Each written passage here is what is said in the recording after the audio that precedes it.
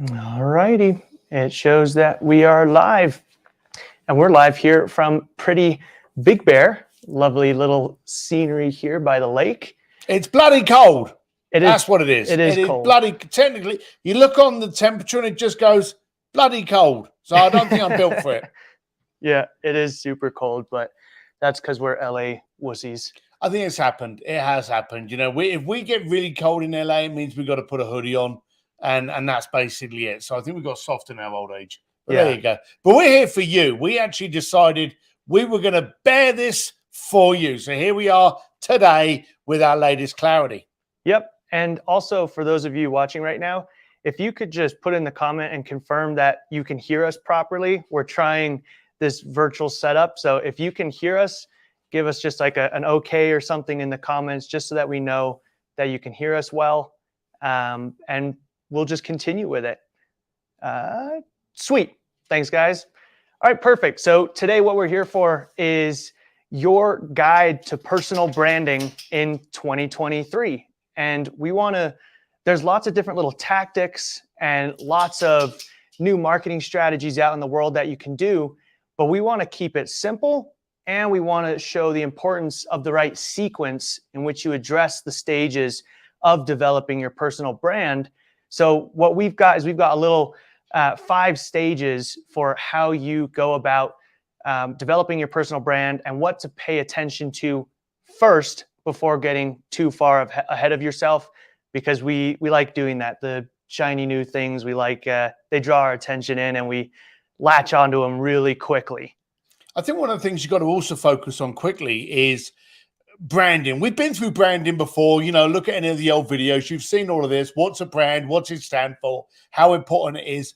But the timeline has changed. A brand has never not been a critical part of a business.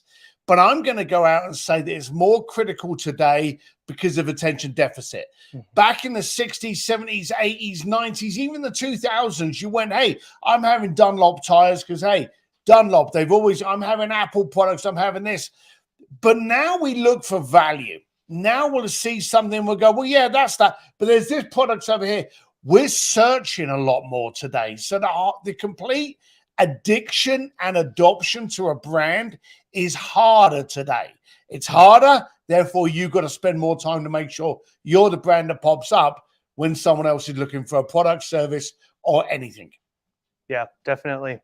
So let's just jump into the first staging then, being asking yourself, why do you exist? What do you do? What's your expertise? And then who can you impact the most? Because the issue and the common mistake is that we are very capable of a lot of things. And so we kind of broaden our messaging to try and cater to everyone. But in doing so, we lose the clarity and we lose the strength necessary to build that brand in a very noisy, competitive environment. So asking yourself those 2 very basic questions from the beginning of what is my expertise, my superpower, and then who can I benefit the most with that? And then pay attention to those 2 things. What's your expertise and who can it impact the most? Because that's where you're going to stand out the most. When you can give someone the highest amount of value, they're now going to rave about you as well. And it's going to, beyond just your own content and your own network, it's going to continue to branch out and allow you to grow in other opportunities, affiliate opportunities, stuff like that, referrals, all of those kind of places. But just getting that basic of what you do and who it impacts the most is going to give you the first little piece to establishing that trajectory of developing your personal brand. You've got to lose the supermarket mentality. There was a supermarket mentality that was very, very strong in the late 80s to the mid 2000s and even up until 2015. We saw supermarkets being department stores. We saw it being grocery stores where these were places where there was multiple products in them. You've seen some of the biggest department stores, Barney's, and some of these big grocery stores gone bankrupt. These were platforms to sell other people's products. And the only thing that they could do was either go, well, this is exclusive if you grab it here, or, and the worst place to market and argue, it's cheaper here. You start pricing and start arguing over price, it's a race to the bottom. But now the supermarket is the internet. So you've now got to focus. You've got to stop being the department store that goes, hey, I've got 30 different products. I've got one. I've got maybe 3. But they specialist and they interlock to make you better at 1 to 2 things. So start niching it down. There's the classic statement, the riches are in the niches. They absolutely are. You've got to be the go-to person when someone needs a car repaired, your toilet fixed, your house renovated, something painted, a photographer for a wedding. You've got to be the person to go to. So get focused on your true unicorn and stand out with that. Forget the supermarket mentality. Yeah, definitely. And then once you've got that niche described and knowing exactly what you do and that ideal client that you can help the most, next you move into actually analyzing the landscape in which you're competing within and knowing some of your competition to be able to understand what other options are out there and what sets you apart. How do you start defining how you show up in that marketplace to be the obvious choice for your client and understand how you connect with them? And you and I were even talking about that just this morning, and you were saying the importance of just searching yourself. I find it hysterical. You'll spend hours looking at your competitors. You'll never look at yourself, you know. And there is actually a video that I popped up today from a speaking gig that I did. God, I want to say where it was. Oh, San Diego with Robin Robbins. And I actually spoke about it. And I said jokingly, who here Googles themselves? And less than 10% of the room sheepishly go like that. And then everyone looks at them and go, oh, cocky, arrogant, and stuff like that. If you're not looking at yourself, you can be sure as shit that your prospects and your competitors are. Don't you want to know what they see? So before you start looking at your competitors, look at yourself. And when I say Google, Yahoo, Firefox, DuckDuckGo, Bing, try every kind of browser search engine you can to see how you populate. You know full well that if you search yourself up on Google, a lot of the time all the YouTube's going to show up. Why? Because Google owns YouTube. So search how you are on all the other platforms as well. But focus on yourself and how you appear, and then focus how your competitors appear. And quite simply ask yourself the question, does my unicorn stand out in my presence? Yeah, definitely. Yeah, that's the benefit of looking at yourself online. And it helps with also questioning whether you're showing up the way that you want to. Yeah. And that is like, you can kind of easily look at things and understand if you're showing up the way you want to or not. And as you do that, you start getting an idea as to how you do want to show up. And you can ask friends and family and tell them to search you, look at your socials, look at the Google results, whatever pops up, and ask them, is that me? Is that the person you know? And then that's going to start giving you insight as to how you define yourself. Because our buddy Ryan Dice, he did a presentation recently that we absolutely loved. And he was sharing this tool that a lot of screenwriters use called the character diamond. And I definitely recommend that you go and look up the character diamond. And one of the first results is going to be Ryan's article going over it. But it's basically a 4-corner diagram for how you define yourself and your own character, your primary traits, the counter trait, your little quirks. Then the flaws. Yeah. And what, like, those are the relatable pieces to us. And they use it for all the development of their characters, because he was saying that there's the same story over and over again, the same storyline in all movies out there. There's barely any more different storylines, but we resonate with it because of a particular character. And that drill is actually super effective for ourselves when developing our personal brand, because if we can look at those corners of our character and understand us, then we can actually define that and put to action those character traits into our website and our content, the graphics, and even have it defined to pass into our team, who then we can offload some of that stuff, that work to, and they know the character that they need to define online and how we've defined it. So I would definitely recommend going and checking out that article. It is super smart, and it's good for you to understand the character you are, but it's good for you to understand the character that you're demonstrating to the rest of the planet. And again, if you can make sure both of those are the same, you've got that continuity. And we've spoken about the big C on all other stuff. So don't need to go on to that one. What's the next thing we really need to attack? So from there, you've now defined your superpower and your ideal client.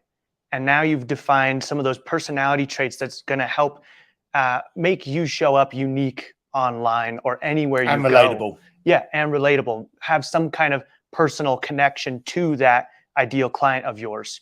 So from there, we've got direction. Now we start building that out. And we talk about the first thing you need to build is a CHOC, CHOC, central hub of communication or central hub of conversation.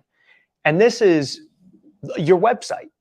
But the importance of it is that when someone hears about you or they've been told about you, they see you speaking on stage, they're going to Google you. And you want to make sure that your website captures that first search result and is the place for people to land and the place for you to direct people, so that you get to show them you the way that you want to be seen and lay out all of the assets, like your podcasts, your social, all of the stuff that they can now take in. Yeah, exactly. You're in control of it. Easy test for you. Here's a little test for you now. Grab your phone, because let's be serious, 90% of searches are done on this little thing here. Grab your phone and Google yourself. And if the first thing that pops up is a shared platform, a LinkedIn, a Facebook, a Twitter, whatever, if it's somebody else's platform, you're not in control of your narrative. All right. That's the first test. So that's going to tell you if you're winning or not. Yeah. And then the beauty of also having that chalk is that when people land on it, it's an asset that you own. And those social platforms are places where you're just simply borrowing attention. When it's a website, though, you have control of whatever you want to say on there, whatever you want to put on there without the risk of it being shut down. Yeah. And also you have the ability to capture your audience and actually own it. So you can have an email list where you have a pop-up where you give something in exchange to bring someone into your audience. And now you've got an email list and data that you actually own and can communicate to without any restrictions from these social platforms. And then what other kind of retargeting. Being able to then retarget someone once they've hit your site and you've pixeled them. Now you can show up in all of their social feeds and anything and start developing this full personal brand ecosystem where you're constantly showing up and showing up as the authority within the space, because it's just constantly over and over and over again. Yeah, there's two things I want to point out. First thing is, a lot of people, when you talk about the retargeting, people are going, oh, pixelation's dead. Pixelation in its form, possibly, but retargeting, no. You just have to work it differently. So it hasn't gone away. You just have to put a little bit more intention into it actually happening. And when we say CHOC, we keep saying website. The CHOC could be a blog page. It could be a podcast page. It could be a page digitally that you have control over. Any website that is exposing you and you're in control of, that's your CHOC. Yeah, yeah. But it's that first piece, because now everything after this stage, that's where you're going to be directing people to. Yeah. If you're on a podcast, you're directing them to your website. If you're speaking on stage, you're directing them to your website. It's an easy place to forward all your traffic to, and everyone's getting the same experience. So there's no confusion of someone being directed to some other offer through Instagram than they are through LinkedIn. If you're directing everyone to the website, everyone's getting the same experience, the same journey, the same message. And so there you continue to build on that consistency and clarity of your brand. But once you've built this foundation, this asset of yours, this chalk where you can direct people, now you need to start building up those assets and those avenues to capture some of that attention to direct to that hub. And that's through a lot of the main media outlets right now are social media channels and then podcasting. Those are two content Can I heavy just channels. ask, how much does either one of those things cost you? Right. It really makes me laugh when people come over to us and they're working on that whole profile, their image, their chalk, and then they go, well, I've got a 50 grand budget on Facebook ads, or I've got a 20 grand budget on YouTube ads. Well, before you spend money, spend time. Why don't you focus on utilizing all of those profiles and platforms out there that cost you nothing? Podcasts get you 30, 40, 2 hours of you talking about your history, your story, your message, your impact. There is no platform in the planet that does that. Hollywood movies don't give that one person the entire time. Yeah, I've been on podcasts that have gone for like 2 or 3 hours. It's just been me and a dude, we've just been chatting away. So focus on the stuff that doesn't cost you money, but does get the impact out there. We're not Kevin Costner.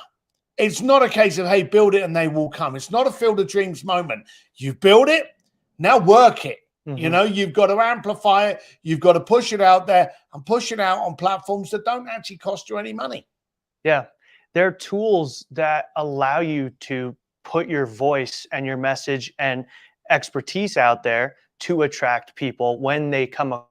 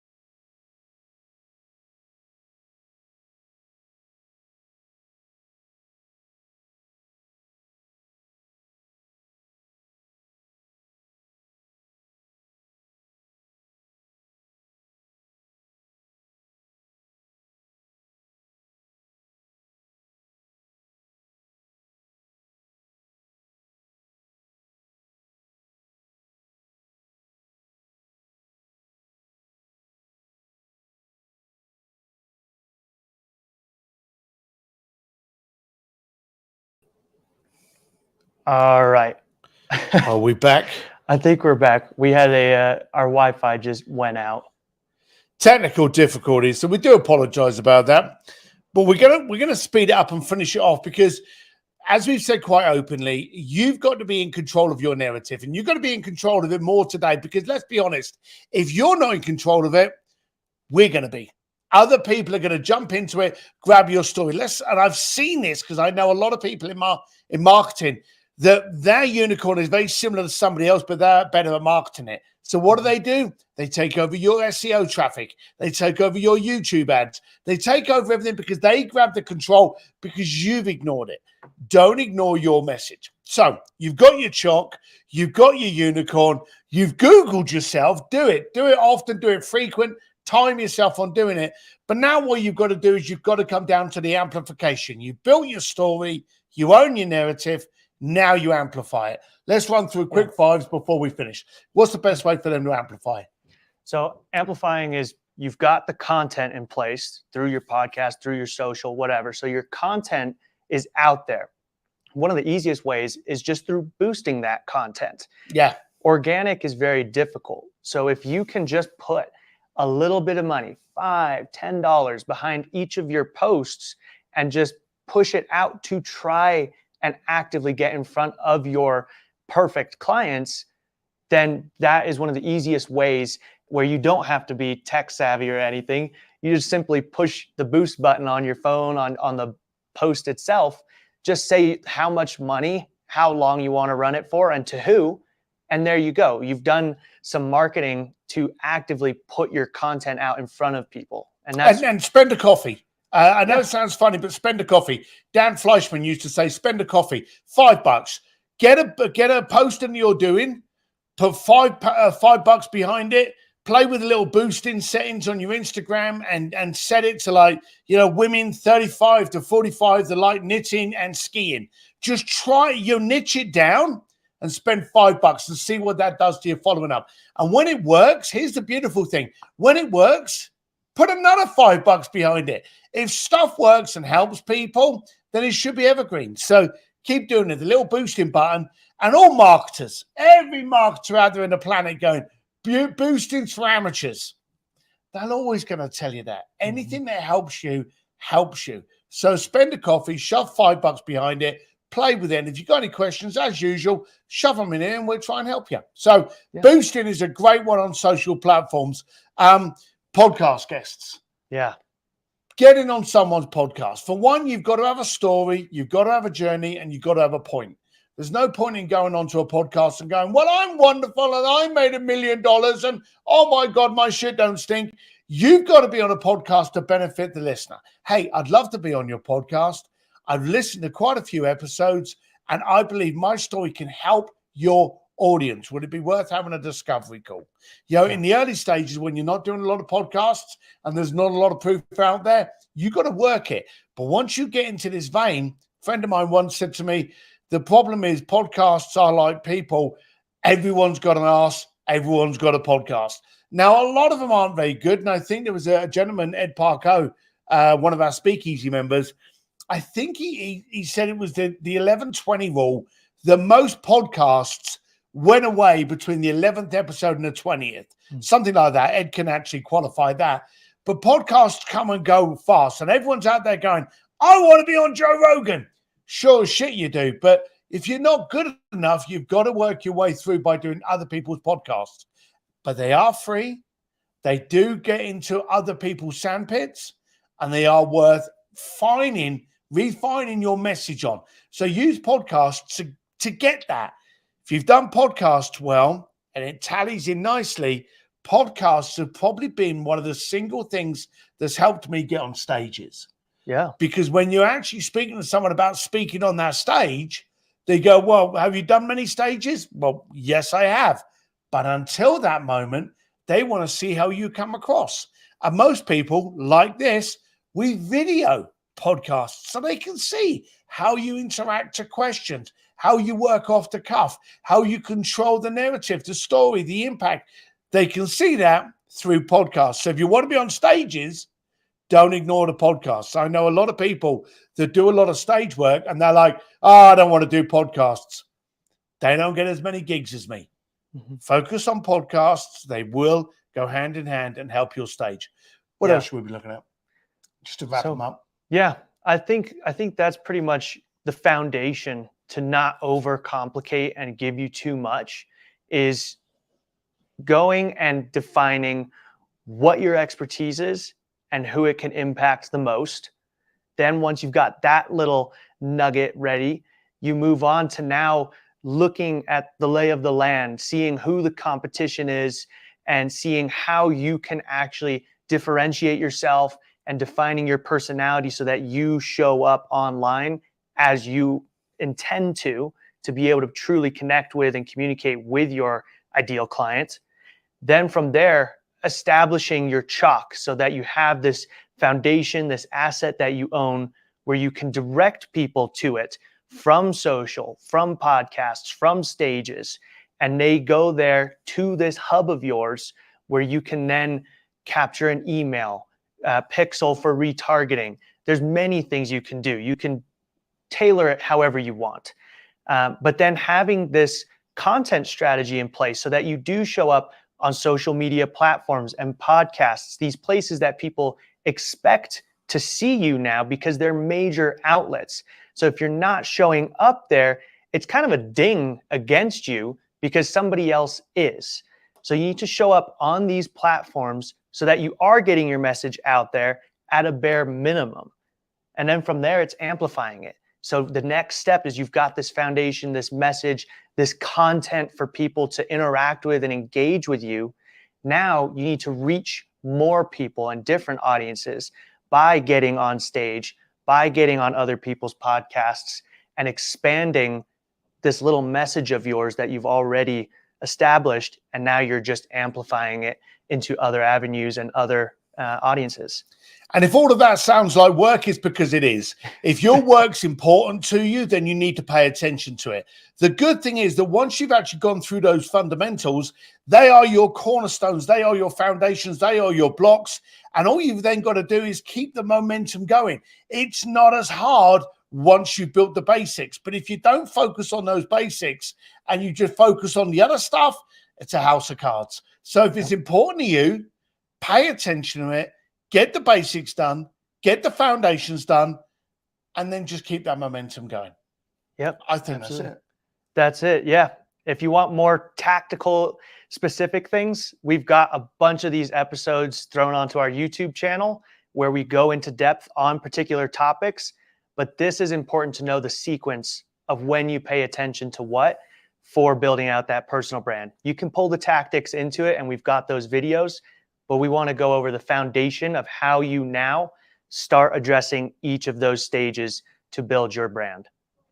All right. For now, go and do it. Take what we've given you and try it. Google yourself. See if you come up. All of those things. Do it for your benefit. You're not paying us. We're helping you. And we're here and we're nice and warm now, I'm glad to say. But we're going to be going home soon, back to sunny LA. Look after yourselves, folks, and stand out by first standing up. Bye for now. Take care.